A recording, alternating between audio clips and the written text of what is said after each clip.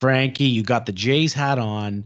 You got the Rogers Center in the background. I'd be remiss to not bring up the Jays because we just went through the trade deadline and the Jays were big players in it. So let's talk about them a little bit.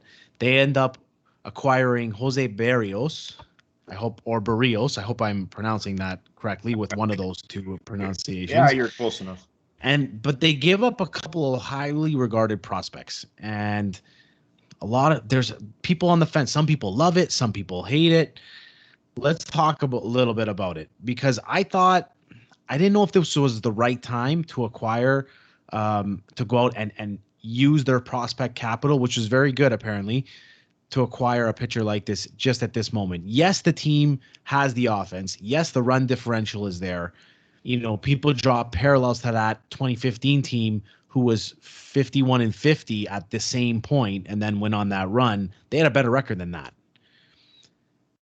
But they trade Austin Martin, who was selected, I think, fifth overall a couple of years ago, highly touted prospect, along with Simeon J. Woods Richardson, who they got in the Marcus Stroman trade, another highly regarded pitcher for Berrios. Did you like the move? Did you think it was a little overzealous because they only have him under control for this season and next, and then they'd have to re-sign him, and they're still out of it. I believe it's 3 or 4 games out of the second wild card spot at this point, and I believe way more games than that from the division lead. I think that's out of reach. So, was this the right time to swing for the fences on a deal like this? I mean, there were two big pitching prospects available, or two big pitchers available at this deadline, and the Jays got one of them. So you knew when teams are looking for pitching and there's only two big guys available, those teams have leverage, and they certainly drove up the price, and they got a great haul from the Jays.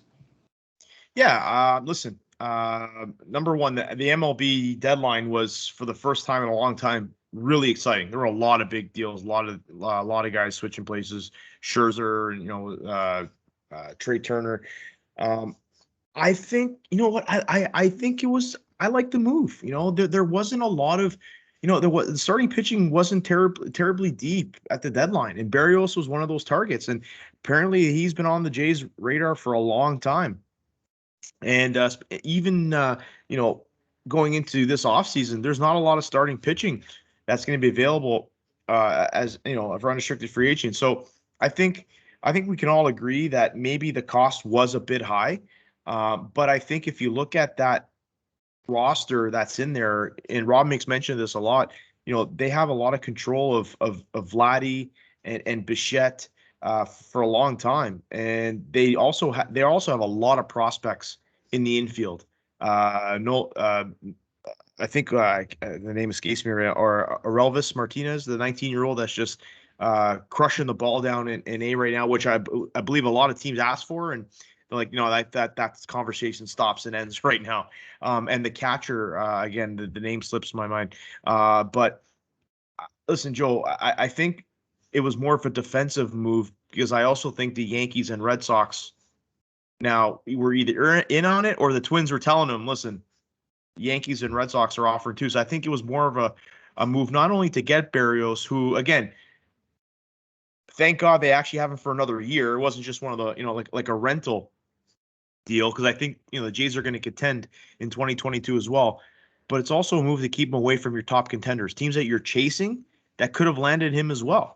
Because the Yankees need the pitching help, and obviously the Red Sox want to strengthen that rotation going into playoffs. So yeah, I think it needed to be done, only because it's really changing the perception of what fans thought this management was all about. Coming from Cleveland, small market team, never really dipping the free agency and making moves. It was almost like they were grooming their prospects only to trade them to the big clubs. It's almost like soccer, Joe. How you groom your players and then they get transferred to Real Madrid or Manchester United. And I think they're really changing the narrative that this management wants to win, and they owe it to the fans. And I also think coming back to the Dome also played a part in this.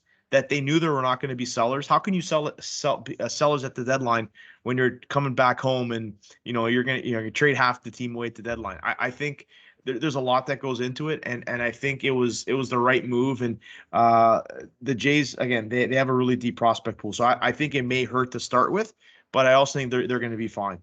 So I like the move. Listen, you're never going to make everyone happy. If they made no moves, there'd be people complaining, why don't you make moves? And then as soon as you make a big move, people are complaining, well, why did you trade those guys? Why did you trade those prospects? I guess they figured that with Martin being in, I believe he could play in the infield or center field. Listen, they've got Springer for the next 5 or 6 years. They don't get in there. And then they've got Bichette in the infield along with some other prospects. They felt like they didn't need him in the infield either. So he became expendable at that point. And I guess it's a good move. We'll wait and see. I just hope that they're able to sign Berrios and extend them past next year. Because if it's just for a couple years, I mean, it's not a waste, but you traded a guy who could be potentially a really good Major League Baseball player for a guy that you acquired for 2 years. But I understand the optics of coming back home, and you want to sell it to the fans, and you want to sell it to the team who's played really well. They have a really decent record. It sucks that they're in the AL East with other teams that have even better records. It's going to be quite a finish. And I am a casual baseball fan, I would say. I get into it in August and September if my team's in it, and I'm starting to get into it at this point. So it's going to be a fun ride these last couple months to see if they can actually sneak in and grab a playoff spot. And who knows? Once you get in, if you get hot, you never know. No, exactly. And I think, you look at it like this too. I know it's kind of nearsighted, but would Austin Martin and Simeon Woods Richardson help the Jays contend in 2021? 2022? No. Probably not. Yeah. Berrios is. Soria is. Brad Hand is. Like that's how you have to think. You're in a race. I think as we stand here right now, the Jays are three games back. They have to climb a couple teams, but it's not out of reach. And you're going to be playing a lot of these teams in series that you have to win. It was the right move to make for the now and for next year. Their window is wide open. Why not try to expedite that this year and next? Just like you said, all you got to do is get in. And we've seen, especially in baseball, you go on a hot streak at the right time. You never know. So, I like it. We saw it in 2015. They were one game above 500 at the trade deadline. You got it. And credit to Anthopoulos, who traded a boatload of prospects to acquire, David Price, Tulowitzki. We all know the story. And they were the hot baseball the second half of the season. I think they were 7 games back of the division lead of the Yankees, and they ended up storming past them. So, we've seen this story before. Hopefully, this is the sequel to that with a happier ending at the end of it. 100%. And now that they're back home, they've gone on a great streak so far, right? So, ride the momentum. Let's ride it, baby.